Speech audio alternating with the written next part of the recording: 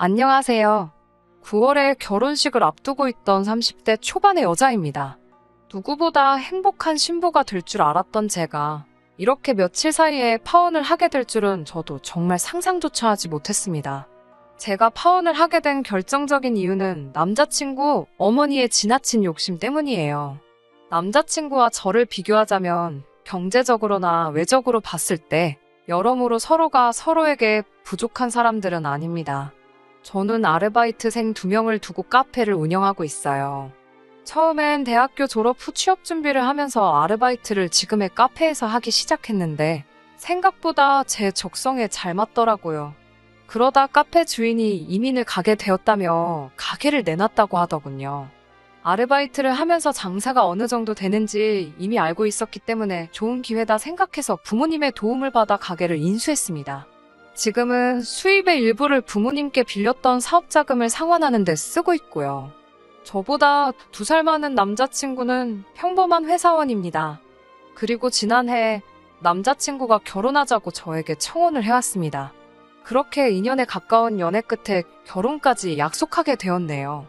처음으로 양가 어른들이 만나던 상견례 자리에서 남자친구 어머니는 당신 아들이 엄청 손해라도 본다는 듯이 말씀하셨습니다. 어머님께서는 솔직히 하나뿐인 아들을 지금 당장 결혼시키고 싶지 않은데 그렇다고 2년이나 사귄 여자를 차버리라고 할 수는 없어서 이 결혼을 허락하는 거라 하셨습니다. 제 나이를 언급하시면서 남자친구가 저를 구해주는 거라며 저더러 운이 좋다고도 하셨습니다. 저도 저희 부모님도 황당하고 어이가 없어서 서로 표정 관리를 못하고 있었습니다. 공들여 키운 딸이 말 그대로 눈앞에서 후려치기를 당하고 있으니 얼마나 속상하셨을지 지금 생각하면 죄송한 마음뿐이에요. 하지만 딸 가진 죄인이라고 했나요? 어차피 결혼하게 될 텐데 괜히 미운 털 박히게 할 필요 있나 싶어서 저희 부모님이 참을 인자를 몇 번 그려가며 참으셨다고 제가 파혼을 결심하고 나서야 말씀해 주시더라고요. 상견례를 마치고 며칠 뒤 신혼집은 어떻게 할 건지 이야기가 나왔습니다. 원래는 저희 아빠가 저에게 예전에 경매로 낙찰받으신 작은 아파트를 한 채 주시겠다고 하셨거든요. 지금은 가치도 많이 올라서 그때에 비해 2배 가까이 올랐고요. 하지만 저는 이미 사업을 시작하면서 부모님께 도움도 받았고 그 아파트가 부모님의 노후에 필요하다고 생각했기 때문에 한 번도 그 아파트를 제 것이라고 생각해 본 적이 없습니다.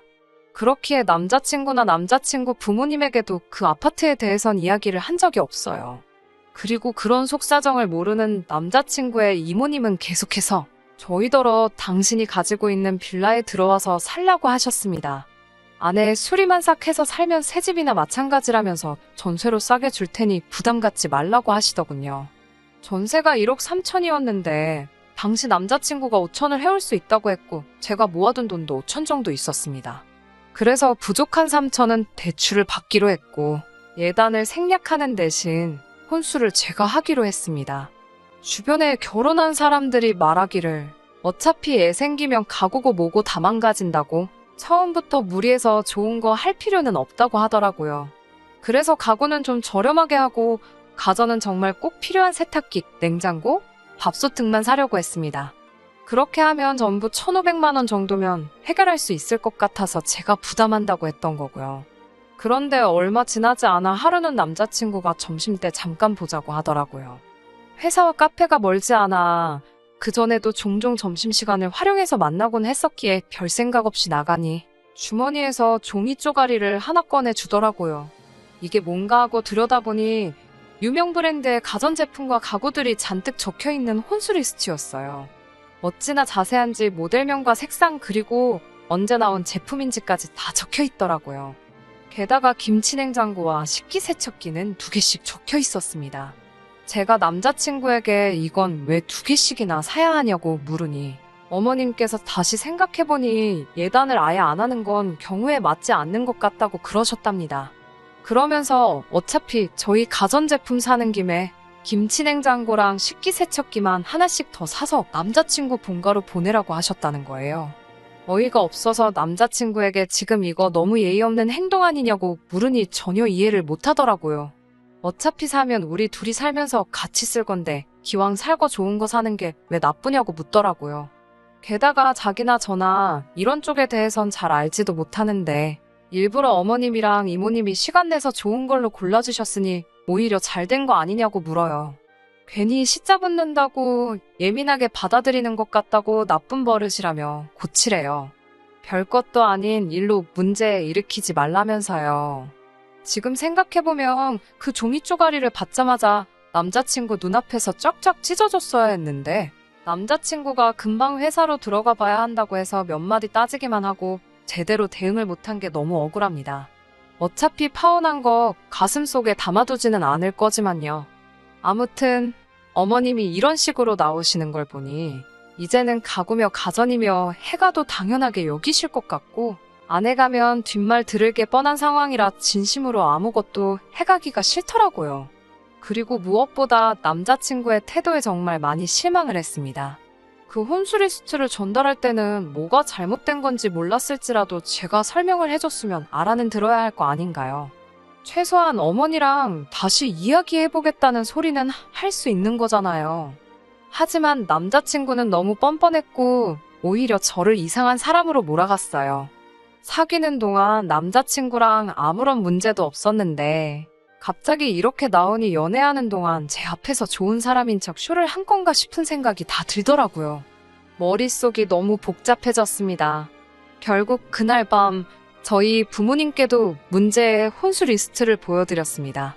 아빠는 제가 남자친구와 결혼하고 싶다고 하셨을 때부터 항상 하신 말씀이 결혼할 사이에 계산기 두드리는 거 좋은 거 아니라고, 능력되는 쪽에서 좀 더 하면 되는 거라고 늘 말씀하시던 분이십니다.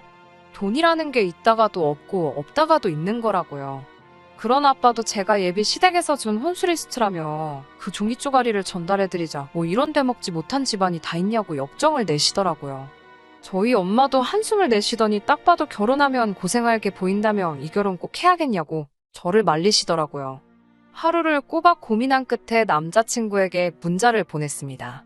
어차피 집도 반반하는 거나 마찬가지이니 혼수도 그냥 반반하자고요. 이때까지도 파혼보다는 서로 잘 조율해서 결혼하는 쪽으로 생각을 했었거든요. 제 잘못이 아니어도 일단 파혼했다고 하면 주변 사람들이 수군거리고 말이 나올 게 뻔했으니까요.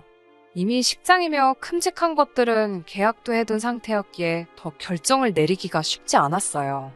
몇 시간이 흐른 뒤 남자친구에게 문자가 왔습니다. 혼수를 얼마나 생각하고 있었냐고 묻더라고요.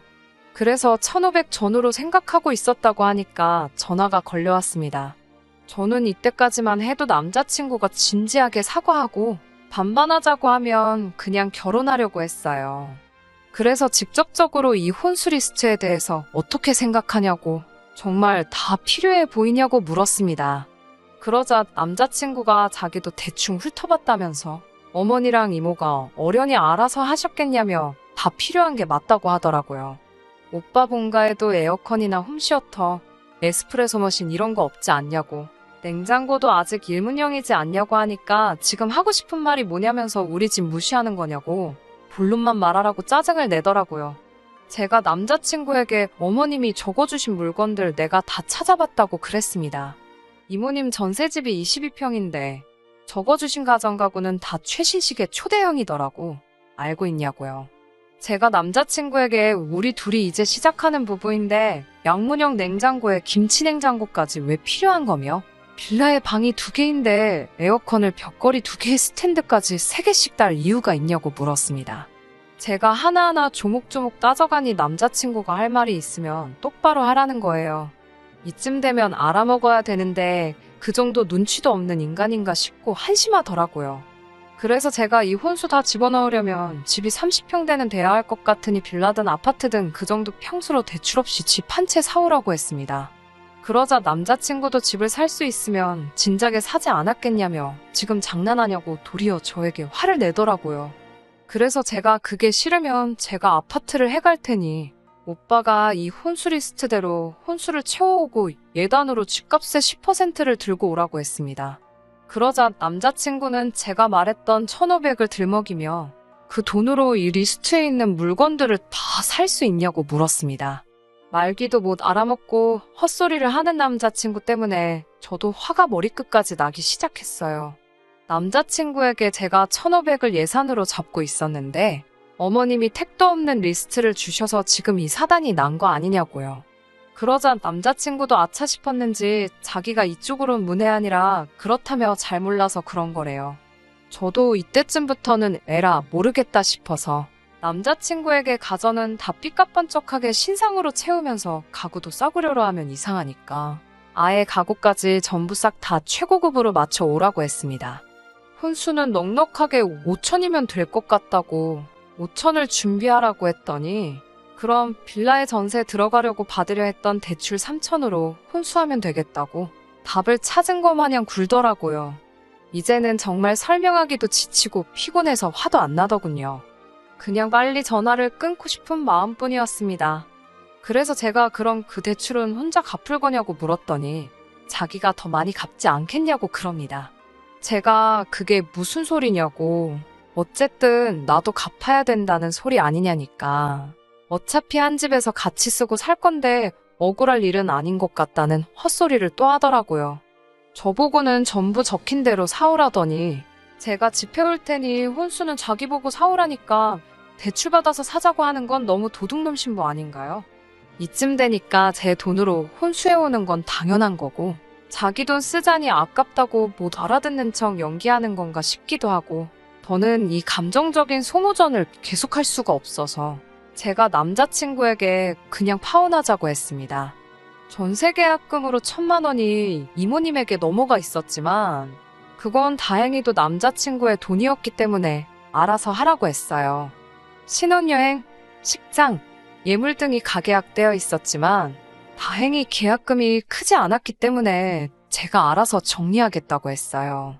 그랬더니 전화기 너머로 들릴 만큼 남자친구가 한숨을 크게 쉬더니 그깟 혼수 좀 해오랬다고 파혼 소리까지 하냐면서 너무한다고 하더라고요.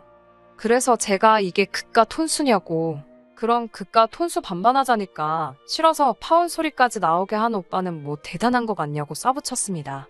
그러자 그제서야 남자친구가 어머님이랑 이야기해보고 연락 준다고 하더라고요. 하지만 저도 그때는 마음이 다 식어버린 상태라 상의를 하던지 말던지 마음대로 하라고 난 이제 결혼할 생각 없다고 말하곤 그대로 전화를 끊어버렸습니다. 그런데 정말 웃긴 게 진짜로 어머니랑 상의를 한 건지 새벽 2시에 전화가 왔는데 남자친구도 아닌 어머님이었어요. 어차피 저도 화가 나서 잠은 안 자고 있었지만 아무리 그래도 새벽 2시에 전화를 건다는 게 상식적으로 말이 되나요? 정말 어디까지 무례할 수 있는지 궁금해져서 전화를 받았습니다. 그렇게 전화를 받으니 어머님께서 다짜고짜 저를 교육시켜야겠다며 저희 카페로 찾아오시겠다고 하는 거예요. 그래서 제가 카페는 제 일터이기 때문에 안 되니 오지 마시라고 했습니다. 그러자 일륜지대사를 앞두고 그깟 카페가 중요하냐고 하시더라고요. 그래서 저도 어차피 안 할 결혼 마무리 짓는 것 때문에 제 사업에 영향을 줄 수는 없다고 저를 만나실 거면 어디로 오시라고 아예 시간하고 장소를 제가 정해서 통보해드리고 핸드폰을 꺼버렸습니다. 더 이상 질질 끌고 싶지도 않고 이런 불편한 대화를 이어나가기도 싫었습니다. 이미 남자친구든 어머님이든 뭐 어떻게 나오든 파혼하기로 마음을 먹었기 때문에 저 혼자 식장, 신혼여행 등 위약금 물고 예물 가계약도 전부 취소해버렸습니다. 그리고는 남자친구 계좌로 환불받은 금액의 절반을 보내버렸습니다.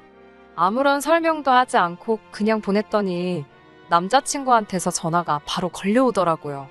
제가 화가 나서 그냥 한 말이라고 정말 파혼할 거라곤 생각을 안 했는지 이게 무슨 일이냐고 제정신이냐고 화를 내더라고요.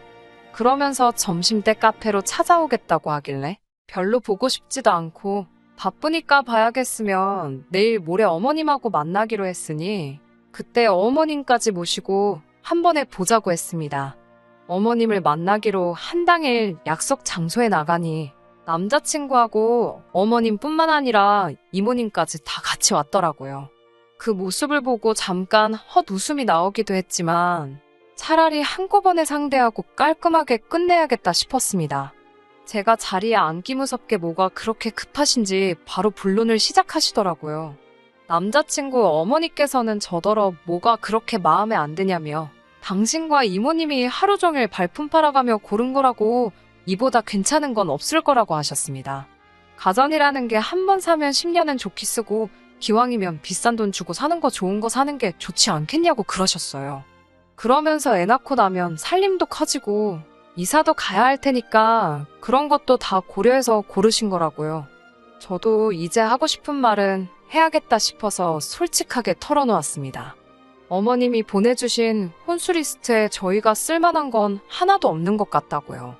지금 당장 집도 빌라의 전세고 거기에 빚까지 안고 시작하는 마당에 10년 후까지 내다보며 사치스럽게 시작하고 싶지 않았다고요. 그리고 혼수에 이 정도 쓸 돈이 있었으면 차라리 대출을 안 받고 집고 하는데 돈을 더 썼을 거라고도 말씀드렸어요. 그리고 어머님은 발품을 파셨다고 하셨지만 제가 보기엔 그저 그 매장에서 가장 비싸고 가장 큰 걸 고르신 걸로밖에 안 보인다고 했습니다. 그러자 어머님께서는 그렇게 내가 고른 혼수 리스트가 마음에 안 드냐며 그럼 예단만 보내고 저희 살림은 알아서 하라고 하시더군요. 거기다 덧붙이시기를 당신은 예단을 안 받아도 상관없는데 주변 사람들 눈이 있으니 그 정도는 하는 게 저한테 좋을 거라 하시더군요. 처음에 서로 약속했던 대로 제가 알아서 혼수하게 내버려 두셨으면 좋았을 텐데 왜 이제 와서 자꾸 예단에 집착하시는 건지 모르겠더라고요. 주변 사람들 눈은 신경 쓰이시고 제가 남자친구와 어머님을 어떤 눈으로 보고 있는지는 신경이 안 쓰이시냐고 물었습니다. 남자친구도 5천, 저도 5천 내고 거기다 대출까지 같이 갚아야 하는 상황에 왜 저에게 이런 초호화 혼수를 바라시는 거냐고 따져 물었고요. 게다가 예단까지 보내가면서 결혼하고 싶은 마음은 없다고 딱 잘라 말씀드렸습니다. 이런 식으로 대화가 오니까 조금씩 서로 언성이 높아지더라고요. 게다가 남자친구랑 어머님은 같이 나오면서 말도 제대로 안 맞춘 건지 남자친구는 그저 저를 달래려고 예단 안 해도 되고 혼수도 반반하자고 그러면서 집 대출도 자기 혼자 갚을 거니까 마음 풀라는 소리만 계속 하더군요. 그 옆에서 어머님은 예단만 하고 혼수는 제 마음대로 해도 된다고 그러시고 이모님은 전세 계약금은 못 돌려주는 거니까 그냥 좋게 좋게 같이 대출금 갚아가면서 살라고 그러시고 정말 다들 자기 하고 싶은 말들만 내뱉고 있었습니다. 계속해서 들으나마나 한 소리만 되풀이되니까 정말 짜증이 나더라고요. 결국 저는 남자친구든 어머님이든 약이라도 오르라는 심정으로 사실 내 앞으로 아파트도 한 채 있어서 오빠가 혼수해오겠다고 했으면 그냥 참고 결혼했을 수도 있다고 말해버렸습니다. 솔직히 있는 척하는 것 같아서 그동안 정말 조심했는데 나를 진짜 호구로 보나 싶어서 에라 모르겠다는 심정으로 이야기한 거예요. 보아하니 어머님은 저희 집을 무슨 돈줄로 생각하시는 것 같아서 그럴 마음이 싹 달아났다고 했습니다. 이제는 남자친구가 아파트 한 채를 대출 없이 사온다고 해도 결혼할 생각이 없으니까 의미 없이 시간 낭비하지 말자고 했어요. 그리고는 남자친구한테 이제 그만 연락하라고 최소한 우리 욕은 하지 말고 헤어지자고 했습니다. 그리고 집에 돌아오니 그새 남자친구 어머님이 저희 집에 전화를 하셨던 모양이에요. 저희 아빠가 그 전화를 받으셨고 그댁 아드님은 저희 딸이 큰돈 들여 살 만큼 대단한 사람이 못 되니까 마음 접으시라고 하셨답니다. 그쪽 입맛에 맞는 여자로 찾으시라고 했대요. 더 웃긴 건 그 와중에 어머님이 저희 아버지에게 정말 제 앞으로 아파트가 있냐고 물으시더래요. 그래서 저희 아빠도 맞다고 그게 지금 올라서 얼마라고 콕 집어 알려드렸다고 합니다. 그날 이후로 남자친구는 계속 저에게 연락해서 미안하다고 다시 생각해보자고 하는데 그럴수록 제 결심은 확고해졌습니다. 지난 주말에는 하루 종일 전화하고 집 앞에 찾아와서 기다리고 있더라고요. 결국 한 번만 더 전화하면 전화번호 바꿔버린다고 했더니 전화는 안 오네요. 어머님도 결혼할 사이에 왜 집 있는 거는 숨겼냐며? 그걸 알았으면 혼수는 당연히 자신이 해줬을 거라며 거짓말한 저도 잘한 건 없으니 이쯤에서 없던 일로 하고 다시 시작하자고 그러시더군요. 결국 저희 엄마까지 나서서 한 번만 더 이렇게 불편하게 연락해 오시면 남자친구를 스토킹으로 신고하겠다고 엄포를 놓으셨고 그제서야 좀 잠잠해졌습니다. 아무튼 언제까지 이렇게 피곤하게 쫓아다닐지는 모르겠지만 저는 이제 죽어도 돌아갈 생각이 없습니다. 당분간은 그냥 일에 집중하면서 혼자만의 생활을 즐기려고요. 비록 파혼한 건 속상한 일이지만 그래도 마지막에 하고 싶은 말은 대부분 다 한 것 같아서 미련이나 후회는 없어요. 지금은 한결 마음도 누그러져서 그냥 남자친구도 알아서 잘 살고 저도 잘 살고 그러면 좋겠다는 생각뿐이네요. 끝까지 들어주셔서 감사합니다. 오늘의 사연은 여기까지입니다. 구독과 좋아요, 알람 설정 부탁드리고 더 좋은 사연으로 다시 찾아뵙겠습니다. 감사합니다.